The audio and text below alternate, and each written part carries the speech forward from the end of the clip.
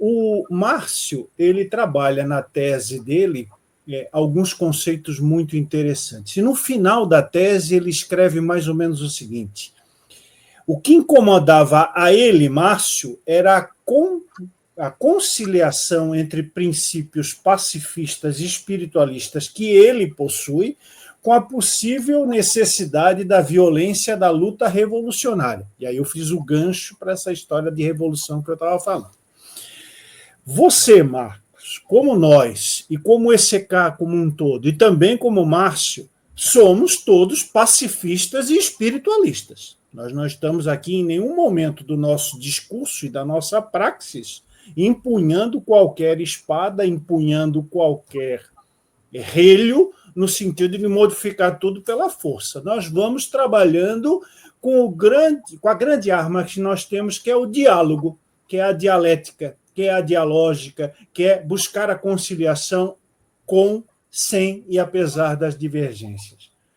Aí, trazendo para o nosso ambiente espírita, eu lhe pergunto, diante desse quadro espírita que nós temos, é preciso uma revolução, porque senão nós vamos continuar naquele diálogo entre surdos, que ninguém se escuta, que ninguém se entende. É preciso, então, pensar nessa revolução ou não?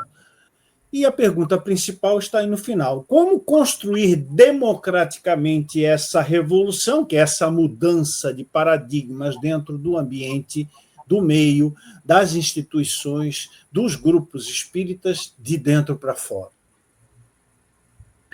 Vamos lá. Eu não li a tese do Márcio, né? Mas eu não sei se o Márcio... Márcio, você usou o José Reis e o Eduardo Silva, o Negociação em Conflito? Não, não usei nenhum dos dois. Quando eu estava lá na UF... Trabalhei muito nessa discussão com Judith Butler, a questão da não violência, que foi um dos últimos livros dela.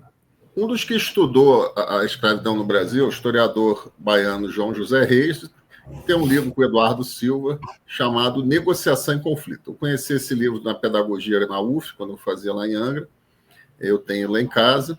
E ele traz uma ideia interessantíssima, que a relação de poder entre o escravocrata e o escravo, ela não era uma relação absoluta. Ela era uma relação de resistência, que se fazia às vezes pela negociação e às vezes pelo conflito. Ele vai estudando vários pequenos conflitos que ocorrem, que tem registro histórico, de pequenos levantes de negros, e de como isso forma essa relação, uma relação de resistência, uma relação de negociação e conflito. Por que eu estou trazendo isso aqui? Porque talvez seja esse o caminho, como foi falado no próprio corpo da pergunta, de dentro para fora, da gente mexer com essas coisas. É difícil, porque a hegemonia do que se tem posto, principalmente por conta das redes sociais e por conta de um modelo padronizado de evento, um modelo padronizado de produto que se apresenta, e isso realmente gerou uma hegemonia muito forte. Mas movimentos como esse do ECK, eu escrevo para a imprensa espírita, Marcelo, outros aqui também, escrever para a palestra espírita, trazer a reflexão. Apanha, mas apanha muito, mas traz a reflexão. Né? Pode ser que não tenha um efeito imediato, pode ser que não tenha um efeito grande, mas se provoca essa reflexão. Durante esse período que a gente passou de contaminação política do movimento espírita, de captura, dentro do que nos botou para lutar entre todos, nós trouxemos reflexões, todos nós aqui, trouxemos reflexões, trouxemos discussões. O que a gente está se posicionando, de que forma que a gente está se posicionando, o que é isso que a gente está defendendo mesmo, cadê o Kardec, cadê a essência, cadê o Jesus de Nazaré? E isso ficou em muitas pessoas. Né? Muitas pessoas agora, nesse momento que a gente está vivendo, pós um pouco essa confusão toda, estão percebendo essa mudança. Quando eu entrei no Espiritismo em 1990, o Espiritismo era uma coisa contestadora. Eu era católico e gostei do Espiritismo porque era uma coisa contestadora. A gente virou um monte de tiozão do Zap, carola. Né? Então, o jovem está longe, as pessoas estão se afastando, não sei o quê, porque perdeu essa essência do raciocínio, essa essência do debate, né? do bom debate, como a gente faz aqui no ECK. Então, eu acho que o grande caminho dessa revolução passa exatamente por isso, pela produção de conteúdo, livros, palestras, lives, e trazer esse debate para as pessoas, acreditar que as pessoas têm bom senso, que as pessoas podem também entender outras coisas, outras formas, e fazer esse tipo de debate. Talvez a gente não tenha uma mudança a curto prazo, mas eu creio que algumas sementes já estão aparecendo. No dia que eu estiver conversando com o Marcelo, a gente conversou sobre isso, né? Parece que tem alguma coisa para acontecer. Né? De repente, houve um silenciamento geral de todas as discussões, né? E as coisas estão maturando. Vamos ver o que vai acontecer, né? Vamos ver o que virá. Devolvo a pergunta para o Márcio agora, né? Aproveitando o recorte da tua tese, né? Como é que nós vamos construir essa revolução espírita de uma forma democrática, Márcio? Porque isso é fundamental dentro do conceito que a gente está trabalhando. Bom, há duas dimensões, penso eu, no que você indaga. Uma é a transformação de mentalidade dentro do campo espírita. Isso é uma coisa. Penso eu que transformação de mentalidade é algo que envolve longo prazo, né? E exige um trabalho, como o Marcos Braga colocou aqui, é um trabalho de formiguinha, o que Antônio Gramsci vai chamar de guerra de posição. Isso é um trabalho de longo prazo. O aspecto, ao meu ver, mais importante é, em primeiro lugar, há uma crise dentro do movimento espírita hegemônico. Especialmente depois de um amplo apoio de lideranças espíritas a um projeto neofascista representado por uma candidatura em 2018. Isso gerou uma crise dentro do movimento espírita hegemônico, com várias casas espíritas vivenciando experiências traumáticas de rachas, né, de conflitos, de pessoas que abandonaram o centro espírita, né, e que vai se refletir também numa pequena queda do percentual de espíritas no Brasil, que eu não acho que é somente por isso, mas acho que esse é um ponto que também a gente deve colocar na reflexão. Acho que também tem um outro lado de um certo ajuste da Umbanda e do Candomblé, né, que antes se diziam espíritas e agora assumem, né, como um povo livre e afrocentrado, que é extremamente positivo, né? Mas então você tem aí o que eu chamo dessa crise no movimento espírita hegemônico. Como toda crise, ela precipita movimentos de transformação. Não por acaso, você tem hoje uma proliferação de coletivos espíritas progressistas, de novas propostas editoriais, de grupos que se consolidaram e se ampliaram, como o próprio SCK, né, que ganhou uma dimensão enorme que alguns anos atrás não tinha, né? Isso são sinais, ou psicanaliticamente, isso são sintomas de um processo que começa pelas bordas, pela periferia, que começa a arranhar os alicerces do movimento espírita hegemônico. Não por acaso, os espíritas mais conservadores estão preocupados com tudo isso. Eles estão preocupados, porque eles sentem que estão perdendo espaço. Eles sentem, por exemplo, que a live que eles faziam antes, com 100 mil visualizações, agora tem 8 mil.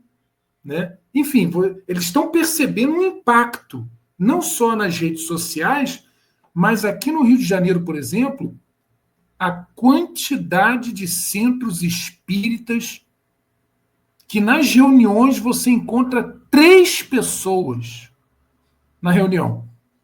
É a pessoa que abre o centro, é o palestrante e uma pessoa sentada para ouvir.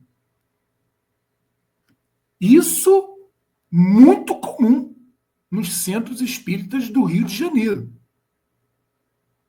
As exceções são aqueles centros espíritas que têm trabalhado numa dimensão outra, inovando, trazendo música, trazendo Kardec para o século XXI. criando conexões mais enriquecedoras e mais interessantes. Porque, veja, o Espiritismo é fruto da Revolução Francesa. O Espiritismo fundado por Allan Kardec não é um movimento reacionário, pelo contrário. Allan Kardec coloca como divisa para o próprio Espiritismo liberdade, igualdade e fraternidade. As mesmas da Revolução Francesa. Portanto, o Espiritismo nasce no século XIX como um filhote do Iluminismo e da Revolução Francesa, a partir do trabalho árduo do pedagogo Allan Kardec. Portanto, não por acaso, o conceito de progresso é central na cosmovisão espírita. E não é o conceito de conservadorismo ou reacionarismo. Isso é incompatível do ponto de vista epistemológico com a construção que Allan Kardec fez. Allan Kardec constrói o Espiritismo como um filho do Iluminismo, um descendente da Revolução Francesa e uma plataforma de apoio ao progresso da humanidade e da civilização. Kardec imaginava o Espiritismo como um acelerador desse progresso e que estaria em constante diálogo com a ciência. Se preciso fosse, o Espiritismo, inclusive, estaria aberto a modificar alguns pontos e premissas suas, desde que a ciência provasse que o Espiritismo estava em erro. Tamanha era a paixão de Allan Kardec pela ciência e pelo progresso. Era algo que ele apostava. Portanto, o movimento espírita, desde a sua fundação, ele é progressista, no sentido de que ele é um entusiasta do progresso contra todas as formas de escravidão, de reacionarismo, de conservadorismo, que, na cosmovisão espírita, seriam entraves para o progresso civilizatório. Olhando do ponto de vista social, né, não é fácil construir mudanças macrosociais.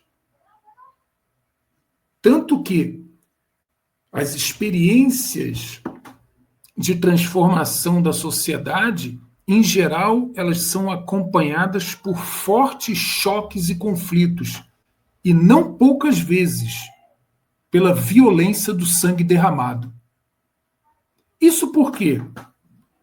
Isso não quer dizer que os movimentos de transformação da sociedade têm uma espécie de paixão necrófila, que adoram a morte e o banho de sangue. Mas isso por uma razão estrutural. Quem está no comando da Casa Grande não aceita entregar o osso do poder. E toda e qualquer tentativa que a senzala faz de mudar o jogo social e de alterar as regras de estruturação da sociedade, inclusive a própria constituição jurídica dessa sociedade, ela esbarra sempre numa resistência violenta e golpista da Casa Grande, das classes dominantes. Então, não é que os setores da senzala façam uma escolha apaixonada pela violência. É que a violência ela acaba se imiscuindo no processo histórico como parte de um processo de luta.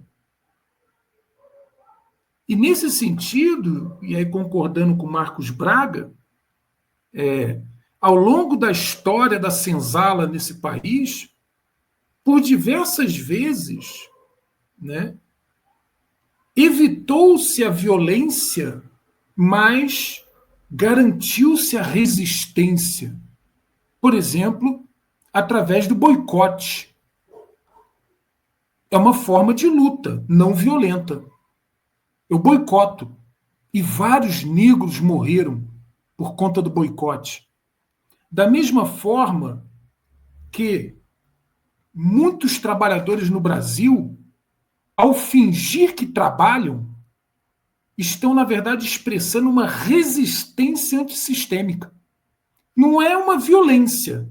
Ele não está dando tiro em ninguém. Mas já que o patronato finge que paga um salário, então eu também finjo que trabalho. O meu não trabalho, a minha moleza, a minha operação tartaruga é uma forma de eu dizer não ao sistema.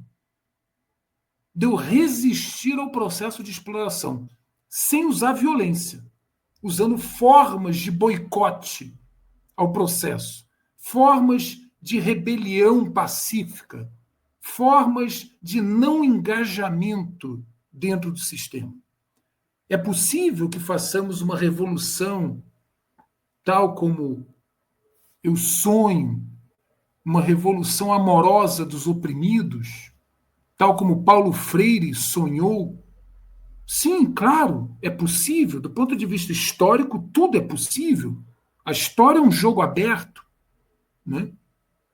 Por outro lado, será que a Casa Grande e as classes dominantes entregariam de mão beijada, pacificamente, o poder diante de um processo macrosocial de transformação? Não sei. O que a gente tem de testemunho histórico não é bom. Em geral, eles resistem de todas as formas possíveis. Mas também temos alguns exemplos que se consolidaram, de transições mais pacíficas. É sempre lembrado, por exemplo, o caso da Revolução Gandiana, né?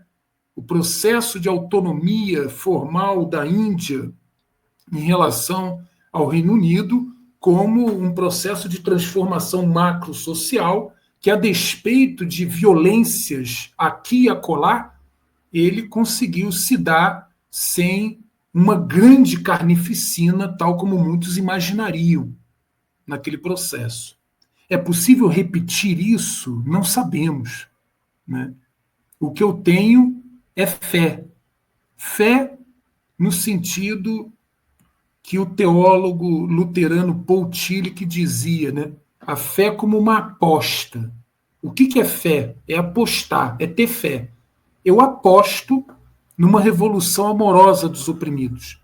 Porque, lembrando Paulo Freire, a revolução da senzala não é para colocar a Casa Grande num paredão e fuzilar todos eles.